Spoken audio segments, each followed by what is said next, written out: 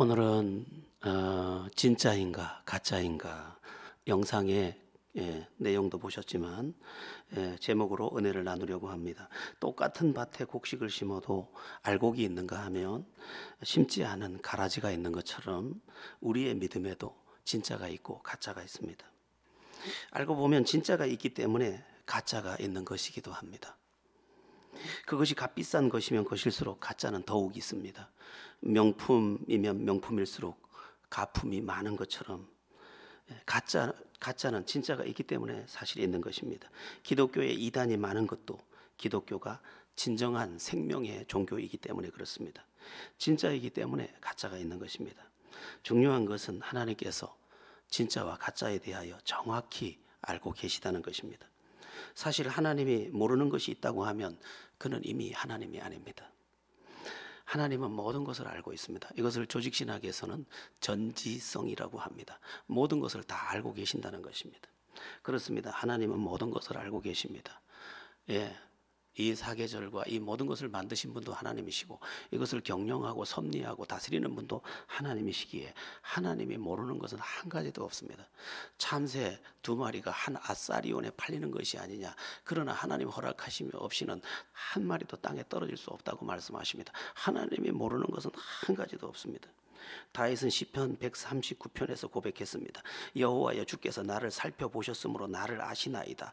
주께서 내가 앉고 일어섬을 아시고 멀리서도 나의 생각을 밝히 아시오며 나의 모든 길과 내가 눕는 것을 살펴보셨으므로 나의 모든 행위를 익히 아시오니 여호와여, 내 혀의 말을 알지 못하시는 것이 하나도 없으시니이다.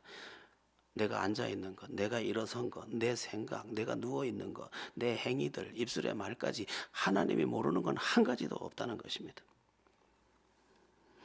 하물며 가짜와 진짜를 모르겠습니까? 모를 수가 없습니다.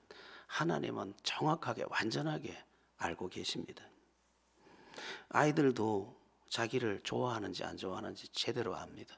하물며 하나님이 모르시겠습니까? 하나님이 정확하고 완전하게 아십니다. 중요한 것은 그 정확하고 완전하게 아시는 바에 따라 그대로 대하신다는 것입니다. 그러니까 하나님은 가짜와 진짜를 구별해서 가짜에게 줄 은혜가 없고 진짜에게 줄 은혜를 예비하셨다 그에게 쏟아부어 주시는 것입니다. 사무엘 상하를 공부해 보면 하나님께서 2명씩을 대비해 놓은 그 의도를 보게 됩니다. 2명의 그 주인공이 누구냐 하면 엘리 제사장과 엘리 대제사장과 사무엘 선지자, 그리고 사울 왕과 다윗 왕, 이렇게 대비해 놓았습니다. 그런데 이 대비가 굉장히 재미있습니다. 여러분, 이스라엘 백성으로 태어나면 전부 하나님을 믿는 여호와의 백성입니다. 그런데 엘리 제사장은 특별히 대제사장이니까 하나님을 안 믿었을 리가 없지 않습니까? 그런데 엘리 대제사장에게 하나님의 음성이 들리거나 하나님이 보여주는 환상이나 어떤 은혜가 하나도 없었습니다. 왜 그랬을까요? 가짜였기 때문입니다. 대제사장이지만 그는 하나님을 알지 못했다고 성경은 말하고 있습니다. 더 나아가서 한나가 간절히 하나님과 마음을 통하며 기도할 때 그 깊은 기도하는 장면을 보고 그가 술에 취한 줄 알고 술 좀 끊어라고 말할 정도로 영적으로 죽어 있었습니다. 그러니까 엘리 제사장은 진짜의 자리에 있었지만, 진짜인 것 같은 아주 철저한 자리에 있었지만 가짜였기 때문에 하나님이 그에게 베풀 은혜가 없었던 것입니다. 반면에 사무엘은 진짜였습니다. 엄마의 금식 기도와 눈물의 기도 속에 태어나기도 했고 첫 돌이 지나자 하나님 앞에 바쳐서 그가 하나님의 말씀 안에서 살았는데 아직도 어린 사무엘이 하나님의 음성을 듣기 시작합니다. 직접 부릅니다. 하나님께서 사무엘아, 사무엘아. 사무엘은 한 번도 하나님의 음성을 들어본 적이 없기 때문에 엘리 제사장에게 달려가서 나를 부르셨기로 내가 왔나이다. 내가 부르지 않았다. 다시 가서 자라. 그랬더니 또 다시 자다가 또 사무엘아, 사무엘아 하나님 부르시니까 내가 여기 있나이다 하고 또 엘리 제사장에게 달려갑니다. 3번째 그렇게 하니까 엘리 제사장이 내가 말을 하는데 제가 달려오는 걸 보니 하나님께서 사무엘에게 말씀하시는가 보다 생각하고 하나님이 너에게 말씀하시는 것 같으니까 가서 내가 여기 있나이다 하고 하나님의 음성을 들어라. 뭐라고 말씀하시는지. 그랬더니 하나님께서 그 밤에 다시 사무엘아 사무엘아 불러서 사무엘에게 말씀해 주십니다. 아직도 어린 사무엘인데 그 어린 사무엘에게 장차 될 일을 다 말해 줍니다. 그리고 이 사무엘 선지자가 자라서 어떤 일들을 합니까? 왕을 세우는 일도 하고, 또한 그가 기도하고, 또한 그가 말한 것은 한마디도 땅에 떨어지지 않았다고 말씀하고 있습니다. 하나님이 사무엘에게는 한량없는 은혜를 계속해서 베풀어 주셨다는 것입니다. 왜 그렇습니까? 사무엘은 진짜였기 때문입니다. 가짜는 아무리 화려한 자리에 있어도 아무 음성도 들을 수 없었고 영적인 혜택을 아무것도 받지 못했지만, 진짜는 하나님이 때마다 밤에도 아침에도 어린데도 걸음마다에 은혜를 주시고 또한 그에게 말씀해 주시더라는 것입니다. 사무엘 상하의 두 번째 대비되는 인물이 사울 왕과 다윗 왕이라고 말씀드렸습니다. 사울 왕도 이스라엘 백성이었고 그도 당연히 하나님을 믿는 사람이었습니다. 그러나 사울 왕의 행적을 보면 사울 왕은 절대로 하나님을 제대로 믿는 사람이 아니었습니다. 그가 전쟁에 나갔을 때도, 왕이 돼서 전쟁에 나갔을 때도 하나님을 의지하는 척했지만 하나님을 거역합니다. 하나님께서 아말렉을 다 진멸하고 또 그 생명 있는 것을 하나도 남기지 말라고 했지만 자기를 위해 양을 남기게 됩니다. 사무엘 선지자가 와서 그에게 이렇게 말한 것도 있습니다.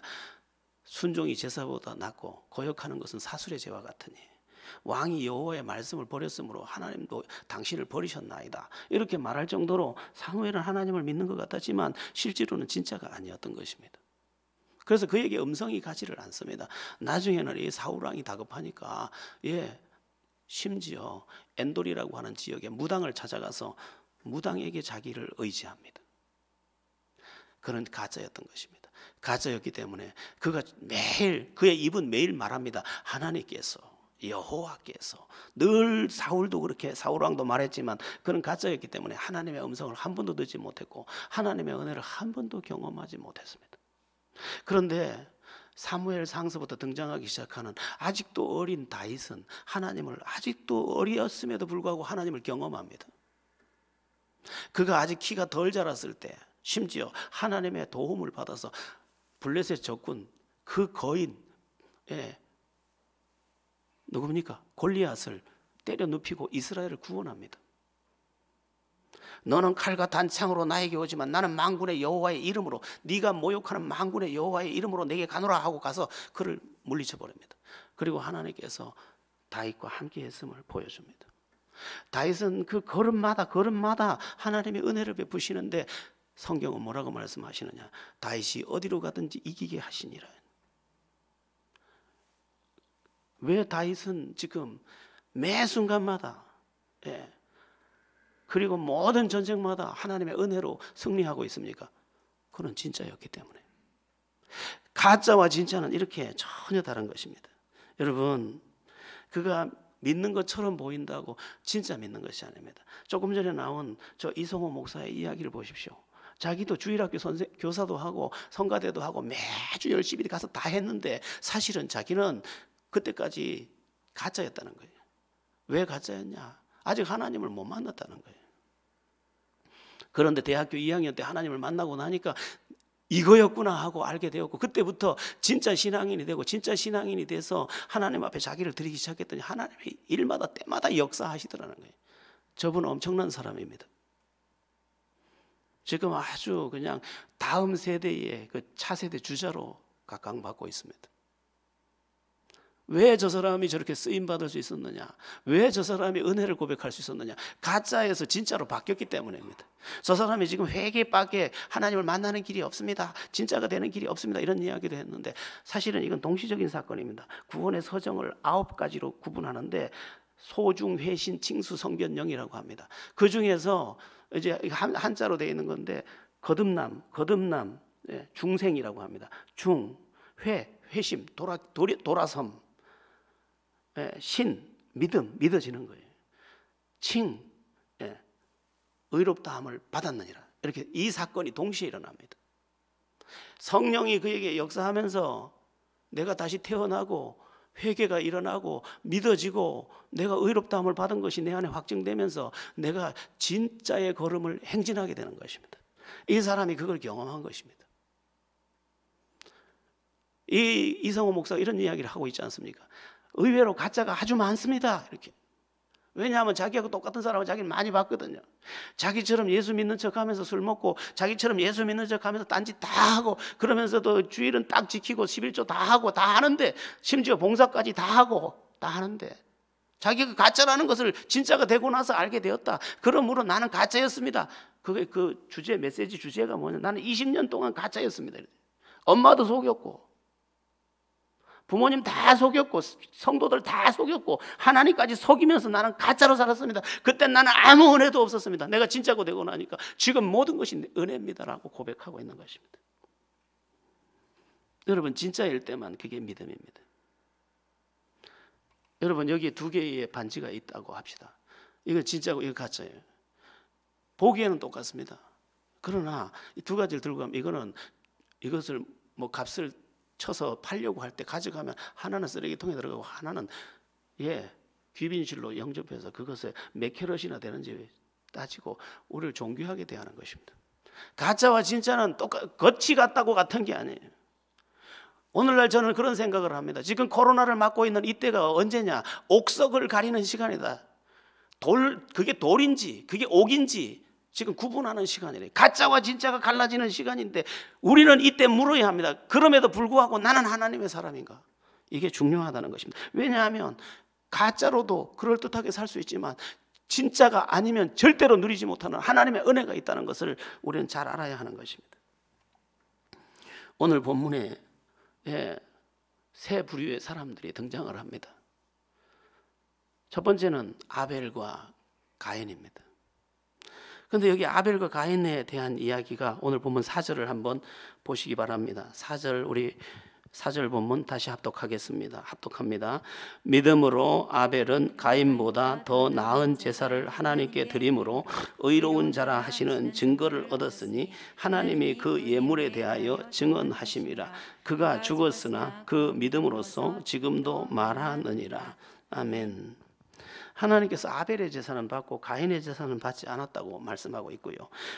아벨은 가인보다 더 나은 제사를 드렸다고 말씀하고 있습니다. 이 제사는 오늘날로 말을 바꾸면 가인은 형식적인 예배를 드렸고 이 아벨은 진정한 예배를 드렸다는 것입니다. 왜 그랬을까요?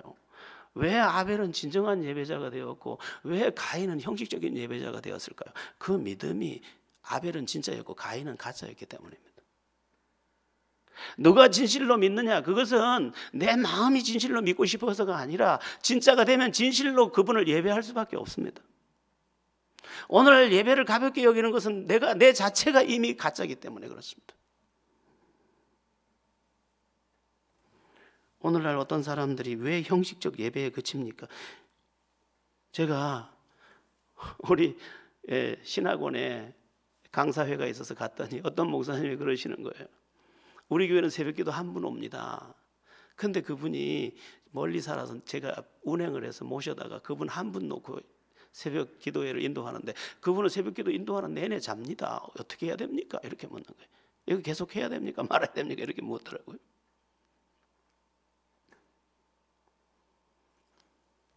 기도는 와야 된다고 해서 태워가다 앉혀놓으니까 설교할 때도 졸고 기도할 때도 자고 그러고는 이제 또 태워다 주면 안녕히 계세요 하고 다음날 또 그렇고 이걸 해야 되느냐 이렇게 묻더라고요.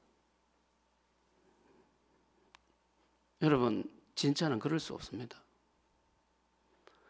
물론 피곤해서 하루 가끔 졸 수 있죠. 그러나 말씀 앞에서 잠이 온다? 이것은 진짜는 절대로 그럴 수 없습니다. 어제 밤을 새도 절대로 그럴 수가 없습니다. 왜냐하면 제가 이제 다음 주나 뭐 설교 시간에 이제 다시 보는 팔복이라고 이제 마태복음 5장서 7장 이야기 중에 그 이야기를 제가 하겠습니다만 진짜는 절대로 그럴 수가 없습니다. 생명의 양식을 앞에 두고 절대로 그럴 수가 없습니다.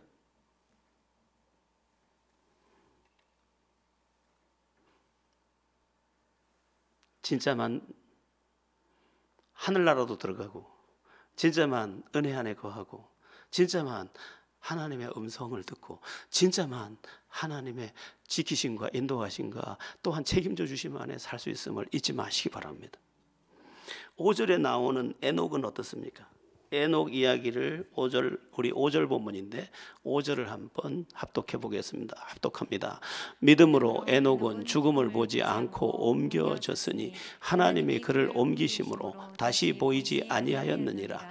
그는 옮겨지기 전에 하나님을 기쁘시게 하는 자라 하는 증거를 받았느니라. 아멘. 에녹은 죽음을 보지 않고 하늘로 바로 갔습니다. 죽음의 강을 안 건넜습니다. 모든 사람이 죽는 것이 당연한데 에녹은 죽음을 패스했습니다. 어떻게 그럴 수 있었죠? 이게 불가능합니다. 하나님의 은혜가 얼마나 그에게 강력하게 미쳤는지 죽음까지 면제해 주셨습니다. 대답은 똑같습니다. 그의 믿음이 정령 진짜였기 때문입니다. 창세기 5장 24절이 이렇게 말씀합니다. 에녹이 하나님과 동행하더니 하나님이 그를 데려가심으로 세상에 있지 아니하였더라. 에녹은 무려 하나님을 온전히 알았기 때문에 하나님과 동행을 무려 300년 동안 했습니다. 이 동행이라는 말이 매우 중요합니다. 우리가 둘이 동행을 하려면 둘이 뜻이 같아야 되는데 하나님은 언제나 옳기 때문에, 그러면 하나님과 동행한다는 말은 언제나 나는 부인해야 되는 것입니다. 하나님 이렇게 돼야 될 것 같은데요, 그걸 한 번도 안 한 사람이 에녹이. 하나님이 이리 가자 하면 이리, 주라 하면 주는 거, 네 옷 벗으라면 벗어서 저 사람에게 주라 하면 입혀주는 거, 한 번도, 단 한 번도 자기를 주장하지 않은, 300년 동안 한 번도 자기를 주장하지 않은 진짜 믿음의 사람 에녹. 자기 자녀 이름을 에녹이라고 짓는 사람이 들어있던데 에녹이라는 이름은 아무나 갖다 붙일 수 있는 게 사실은 아닙니다. 무려 300년간 하나님을 부인했습니다. 아니, 자기를 부인했어요. 그리고 하나님을 범사에 인정하며 동행했더니 너는 죽음의 강을 굳이 넘어갈 필요가 없다고 죽음을 빼주셨어요. 여러분, 인간에게 왜 죽음이 필요한지 아세요? 죽음이 반드시 필요합니다. 그리고 우리가 병들어서 막 신음하는 것도 반드시 필요합니다.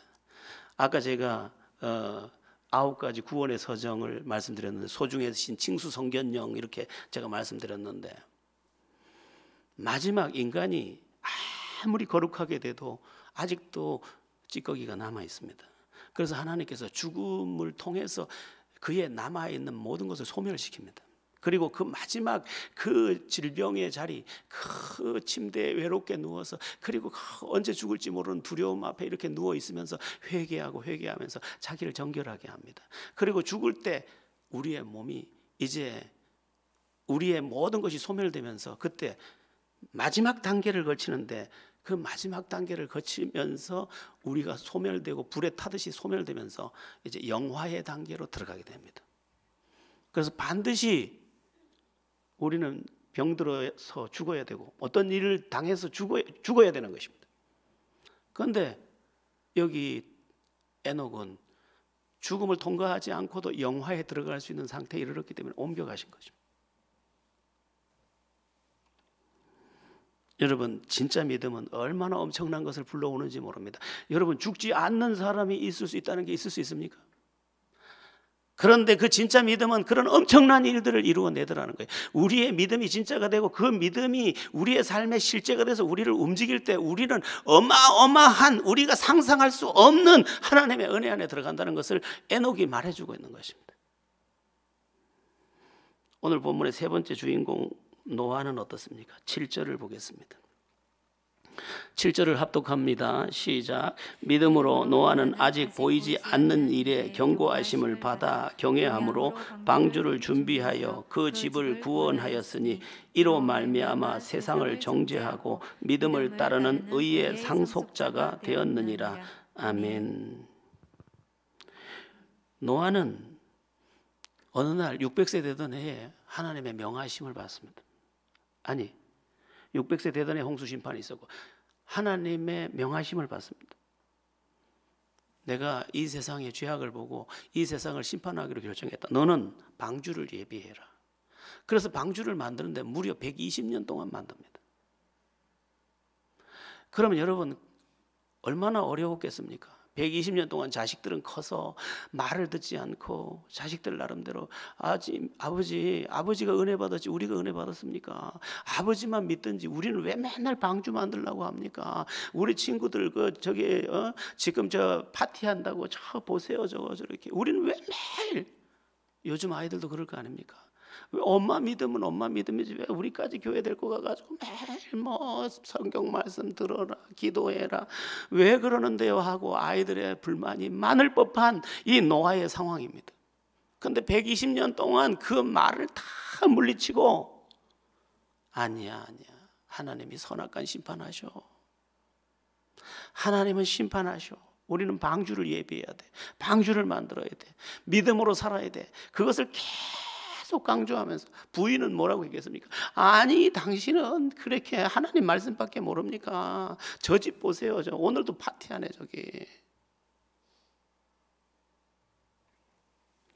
아니 근데 노아가 말하는 것처럼 홍수 심판이 임할 거면 하늘에 먹구름이나 뭐 많이 이렇게 떠다니고 막 비 올 것이 보이고 비가 가끔 쏟아지기도 하고 이래야 되는데 비는 한 방울도 안 오는 거죠. 노아 홍수 심판 이전에는 비가 온 적이 없습니다. 그때는 수막처럼 이렇게 그래서 그 자외선을 수막으로 다 막고 있어서 그때 수명이 그렇게 길었습니다. 노아 홍수 심판 이후에 이제 인간의 수명이 급격히 떨어지는 것은 그 수막이 다 궁창 아래의 물과 궁창 위의 물이라고 해서 수막이 다 가리고 있어서 온실 같은 그런 아주 최적의 인간의 수명이 끝도 없을 수 있을 만큼 그렇게 최적의 조건이 이제 무너진 거죠. 그러니까 하늘에서 비가 올 리도 없고 뭐 본 적도 없고 그런 이 말도 안 되는 믿음을 노아가 지금 자녀들 앞에서 계속 지켜나가는 겁니다.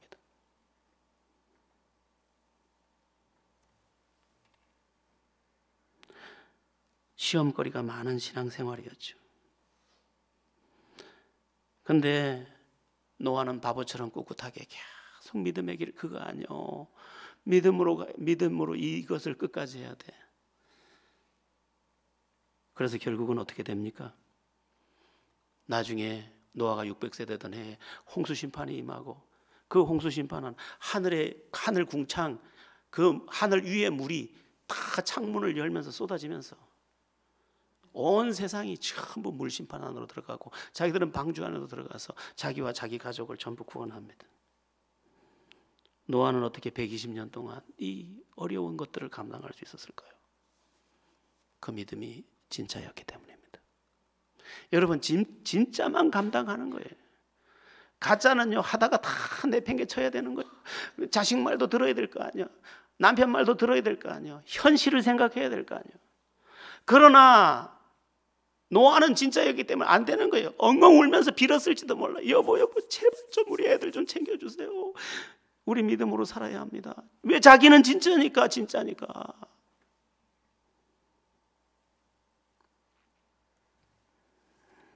여러분 진짜는 다릅니다. 진짜는 진짜이기 때문에 물러설 수 없습니다. 그런 점에서 우리가 진짜가 되어야 되는데 그렇다면 진짜 믿음이 뭘까? 어떤 믿음이 진짜 믿음일까? 짤막하게 네 가지를 짤막하게 말씀드리겠습니다. 진짜 믿음에서 가장 중요한 첫 번째는 하나님과 예수 그리스도를 온전히 아는 것입니다. 요한복음 17장 3절입니다. 우리 요한복음 17장 3절을 함께 요한복음 17장 3절 함께 합독해 보겠습니다. 영생은 곧 유일하신 참 하나님과 그가 보내신 자 예수 그리스도를 아는 것이니이다. 매우 중요한 말씀입니다. 영생이 뭐냐? 하나님과 그 아들 예수 그리스도를 아는 것이니이다. 근데 여기 안다는 단어가 매우 중요한 단어인데 여기 안다는 것은 발견했다라는 의미예요. 누가 진짜냐? 예수가 구세주라는 걸 발견해버렸어. 이성호 목사도 모태신앙이니까 어려서부터 다 교회를 다녔지만 그때까지도 숨은 구림 속에 들어있는 예수처럼 그냥 종교인 줄 알았어요. 근데 나중에 보니까 종교가 아닌 거예요. 예수가 구세주인지 발견된 거죠, 자기에게. 발견되니까 그날부터 다 달라져 버린 거죠. 왜냐하면 발견되는 그 순간은 성령이 역사하는 시간이고 내 모든 존재가 하나님께 반응하는 시간이기 때문에 그때부터 완전히 새롭게 되는 것입니다. 밭에 감추인 보화를 발견한 사람이 기뻐 가서 자기 소유를 다 팔아 그 땅을 샀느니라, 그 밭을 샀느니라처럼 이 사람은 그때부터 완전히 다른 인생을 살기 시작하는 것입니다. 진짜가 누구냐? 하나님과 그 아들 예수 그리스도를 발견한 사람이에요. 여러분은 발견했습니까? 어떤 사람이 산에서 다른 일을 하다가 그 산삼을 발견했어요. 산삼을 발견했는데 갑자기 이 사람이 신봤다. 이건 너무 이 기가 막힌 이야기인 거죠. 그래서 제가 캐는 장면을 보니까 엄청난 거. 제가 화상으로 봤지만 제가 본 중에 제일 큰 삼이던데 이건 값이 얼마나 되냐니까 한 5천만 원 간다 하더라고요. 발견한 사람은요 벌써 이 얼굴이 다르고 다 다른 것입니다. 여러분 기도하세요.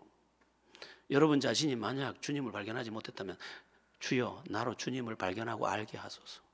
그 다음에는 벌써 그분이 발견되고 난 후에는 그분이 와서 그분이 나를 이끌어 가십니다. 그래서 이게 근본적인 문제인 거예요. 여러분의 자녀들 다른 거 다 두 번째예요. 내 자녀가 예수를 발견할 수 있도록 하나님을 발견할 수 있도록 기도하세요. 공부 잘해 얼마나 잘하겠습니까? 공부 잘하지 말라 이 말을 하는 건 아닙니다. 너무 속지 말라는 거예요. 그 아이가 주님만 딱 발견하면 그때부터는 아무것도 손대지 않아도 됩니다. 왜냐하면 주님을 발견한 그 안에 성령이 가서 그를 가르치고 이끌어갈 것이기 때문에 죄에 대하여 의에 대하여 심판에 대하여 성령께서 다 그에게 가르쳐주고 질서가 뭔지 내가 지켜야 될 본분이 뭔지 다 가르쳐줄 것입니다. 저는 그런 생각을 해요. 여러분의 눈에 제가 어떻게 보일지 모르지만 제가 이만큼이라도 변화된 건 그분을 봤기 때문에. 여기 우리 아들도 있는데 좀 얘기가 좀 그렇습니다만은 제가 어느 날 술에 취해서 길을 가다가 도랑에 빠졌습니다. 도랑에. 술에 얼마나 취했는지 도랑에 빠졌는데 그때 이제 이맘때를 좀 지났을까. 아직 도랑에 물이 있고 얼음이 살짝 앉았는데 얼음이 깨지면서 그 안에 들어갔는데 술이 얼마나 취했는지 이 가슴까지 이렇게 콘크리트로 되어 있는 도랑을 올라갈 힘이 없는 거예요. 제가 술이 취해서. 그래가지고 아스팔트에 이렇게 기대서 엎드려 있어. 내 한심한 나를 내가 스스로 나는 뭐가 되려고 이러지? 난 도대체 뭐가 되려고 이럴까? 그러고 있는데 저쪽 아스팔트 저쪽에서 어떤 사람이 새벽 기도를 가느라고 찬송을 하면서 가는 거예요. 내 주를 가까이 하게 함. 찬송을 하면서 가는데 그 소리가 너무 감미롭게 내 마음에 들어와요. 야, 그러면서 내가 생각을 한 거지. 퍼뜩 술이 깨서 저 사람들은 도대체 이 새벽에 나는 술이 취해서 지금 집을 제대로 못 가고 도랑에 빠져서 허우적거리는데 저 사람들은 도대체 뭐가 있어서 이 새벽에 예배당을 향해서 저렇게 찬송 노래를 부르면서 갈까? 참 너무 신비하게 보였습니다. 그래서 제가 예수를 처음 믿는 날부터 뭘 시작했느냐? 철야와 새벽 기도를 빼놓지 않았습니다. 신학을 할 때까지 꼬박 3년 동안 나도 찬송하면서 그 길을 가고 싶어가지고.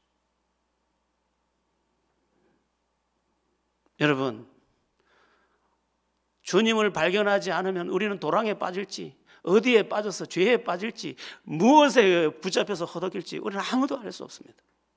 그러나 주님을 발견하고 나면 한 번도 그 구렁텅이에 들어갈 일이 없는 거죠. 예전에는 저는 이거 참 오늘 이상한 미천다 나오네.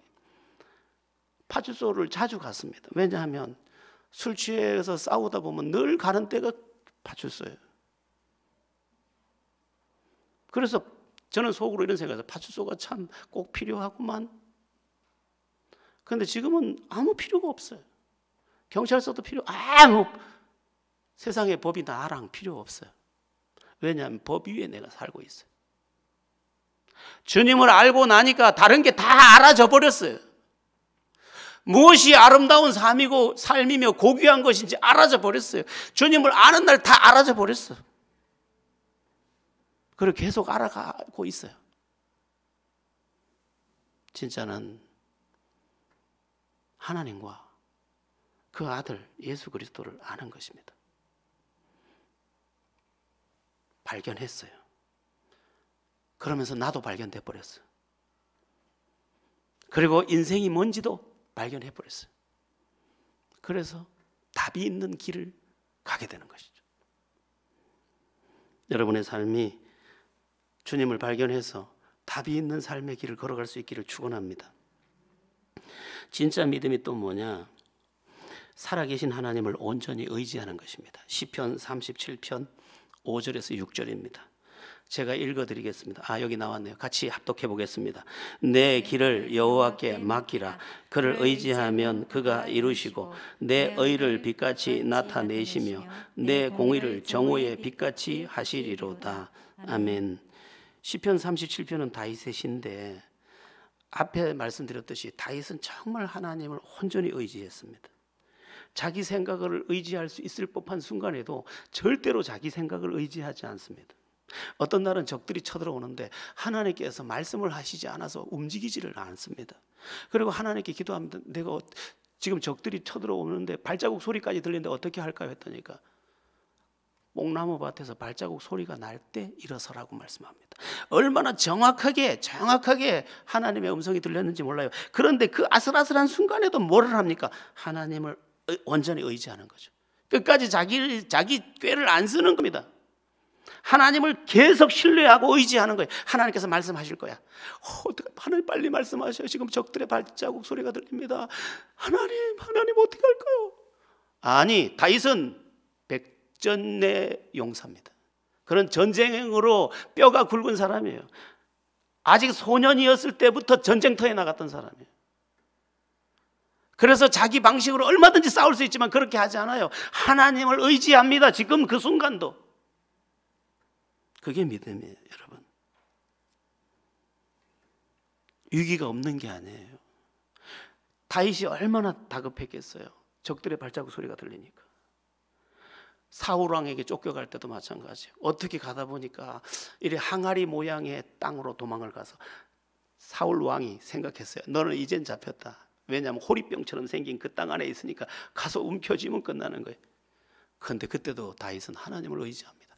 여호와여, 나를 모든 환난에서 건진 여호와여, 나를 건져 주옵소서. 하나님을 온전히 의지합니다. 그때 하나님께서 사울 왕, 이제 다윗을 다 잡았다고 생각하는 사울 왕에게 전령을 보내서 이방의 나라가 쳐들어왔으니 빨리 그리로 돌아가야 됩니다.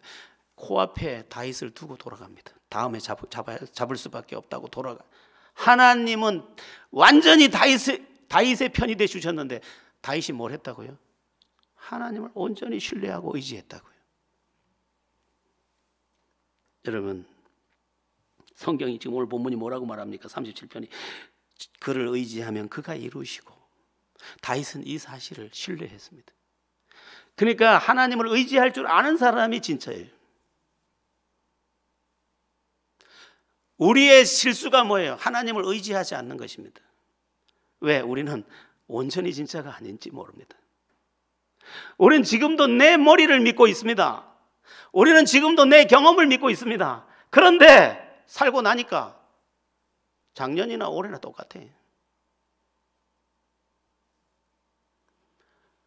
똑똑한 내가 경영한 내 인생은 지금도 똑같아. 근데 다윗의 인생은 달랐습니다. 하나님을 의지할 줄 아는 진짜 믿음의 사람이었기 때문에 하나님을 진짜 의지했는데 나중에 보니까 도망 다니는 줄 알았는데 하나님께서 나라를 만들고 계셨어요. 그가 도망갔는데 아둘람 굴에 다윗처럼 처량한 사람들이 모여들었는데 그들이 나중에 다윗 왕국의 기초가 됩니다. 처음에 300명, 나중에 600명, 나중에 유다 왕국, 나중에 이스라엘 전체를 하나님께서 다윗의 품에 넣어주십니다.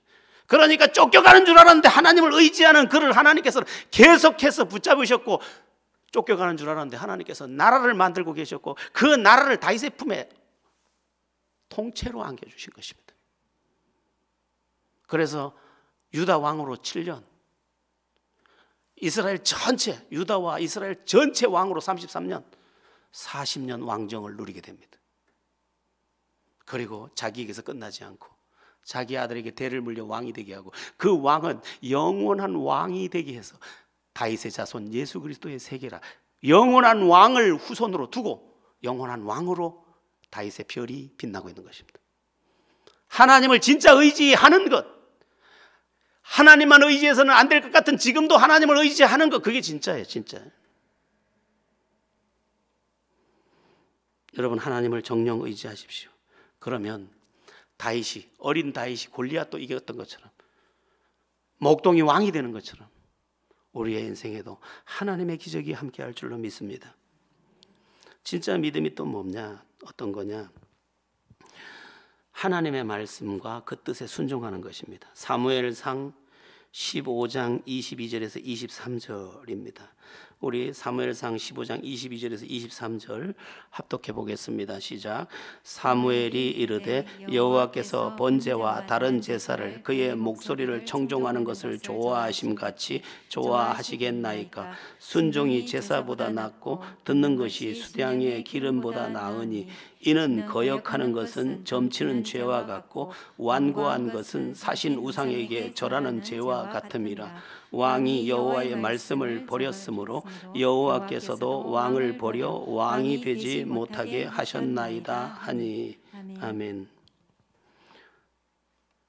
앞에 이야기를 제가 이미 좀 했습니다만은 사울은 하나님의 말씀을 버려버렸어요.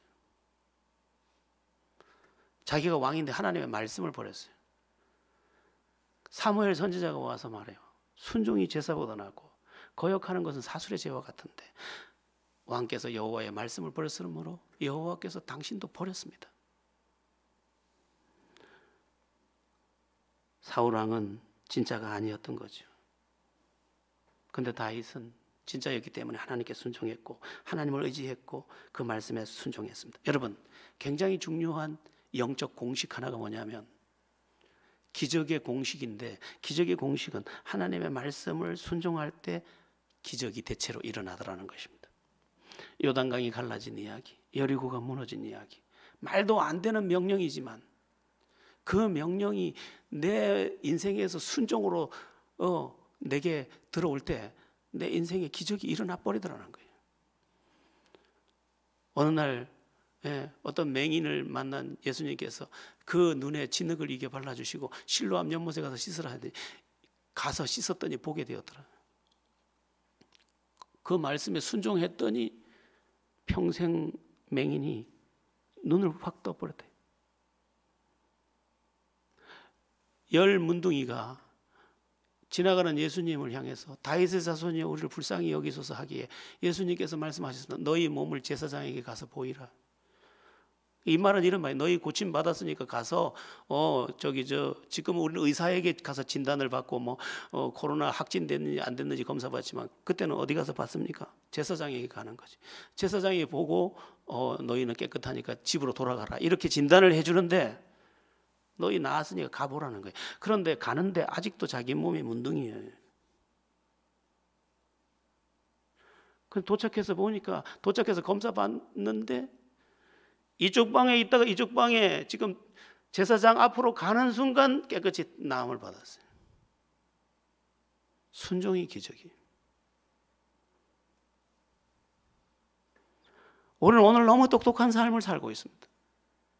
하나님을 범사에 인정하지 않습니다. 그래서 전부 내가 복음을 믿고 있는 것입니다. 아까 우리가 영상에서 본 것처럼 내가 좋아하는 거, 내가 기뻐하는 거, 나를 위해서. 아브라함이 왜 위대한 믿음의 조상입니까? 너는 친척 본토 아버지 집을 떠나 내가 지시할 땅으로 가라. 그런데 다음 절이 뭐라고 나왔어요? 아브라함이 이에 순종하였는데 갈 바를 알지 못하고 갔다고 되어 있습니다.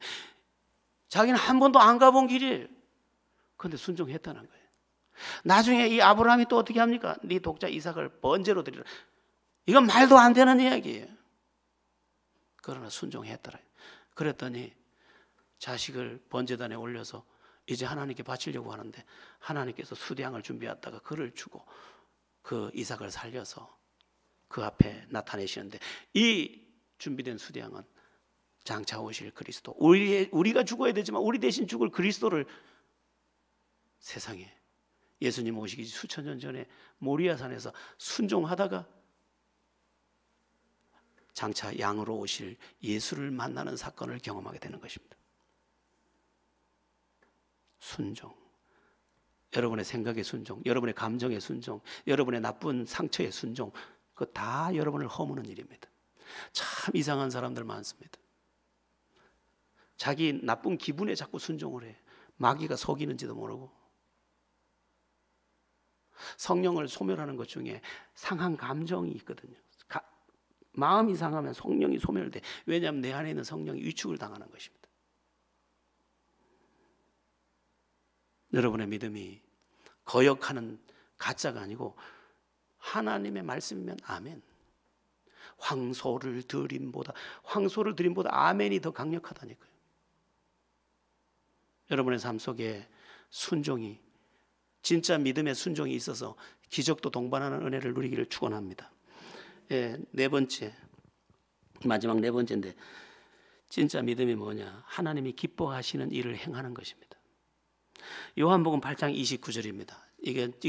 이 말씀이 제 평생의 말씀이기도 하는데 우리 함께 합독해 보겠습니다. 나를 보내신 이가 나와 함께 하시도다. 나는 항상 그가 기뻐하시는 일을 행함으로 나를 혼자 두지 아니하셨느니라. 아멘. 이 말씀을 주목해야 합니다. 뭐냐면 내가 하나님의 아들이기 때문에 하나님이 나와 함께 하시는 게 아니고 나를 보내신 이가 나와 함께 하시는데 왜? 내가 항상 그분이 기뻐하는 일을 행함으로. 이게 신앙적 방식에서 핵심입니다. 우리가 어떻게 하면 하나님 뜻대로 살 수 있느냐 했을 때 하나님이 기뻐하실까 기뻐하지 아니하실까, 이게 선택의 방법입니다. 뭐 결혼을 앞두고 이게 하나님 뜻일까 이렇게 물을 거 없어요. 하나님이 이 사람과 결혼하는 거 기뻐하실까 기뻐하지 않을까 하면 됩니다. 내가 이 장사를 하는 걸 하나님이 기뻐하실까 기뻐하지 않을까 생각하면 됩니다. 내가 그곳에 가는 걸 기뻐하실까 기뻐하지 않을까 생각하면 됩니다. 제가 마음에 존경하는 우리 장로님 가운데 한 분이 그런 분이 계셔요. 참 아름다운 장면을 보면, 누군가의 아름다운 믿음을 보면 이렇게 말해요. 참 하나님이 저 믿음을 얼마나 기뻐하실까요? 근데 그분도 그렇게 사셔요. 하나님이 이걸 참 기뻐하시겠어요. 그냥 하나님이 기뻐하는 일을 하는 것을 자기는 너무 행복하게 생각하는 거예요. 그게 저랑 함께 선교를 갔는데 그 선교 현장에서 그러는 거예요. 목사님, 오늘 우리가 세례식을 했는데 하나님이 얼마나 기뻐하실까요? 얼마나 기뻐하실까요? 제가 특송을 좀 해도 될까요?